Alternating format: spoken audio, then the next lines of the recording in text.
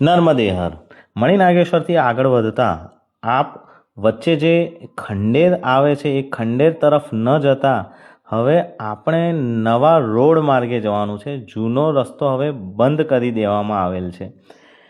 જે તમે વિડીયોમાં જુઓ છો તે રેલવેના ગરનાળાની નીચેથી પસાર થવાનું છે અને આગળ રોડ માર્ગે આગળ વધવાનું છે.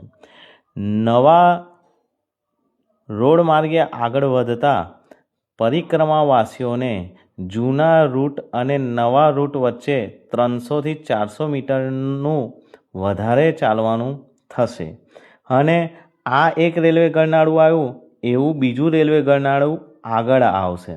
આ જ રોડ પર આગળ વધતા આગળ રેવા વનપ્રસ્થ નગરનું બોર્ડ આવશે. ત્યાંથી રેવા વનપ્રસ્થ નગરના બોર્ડથી જમણી બાજુ વળવાનું છે અને આ જમણી બાજુની સાઈડ વળવાથી આગળ બીજું રેલવેનું ગરનાળું આવશે. હવે જૂનો રસ્તો, તો જૂનો રસ્તો છે એ કેમ બંધ કર્યો તેની પાછળનું એક કારણ છે.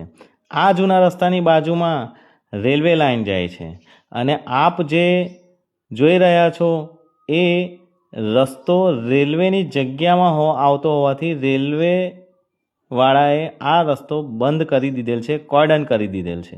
એટલે હવે આપણે આ જૂના રસ્તે ન જતા નવા રસ્તે જવાનું છે.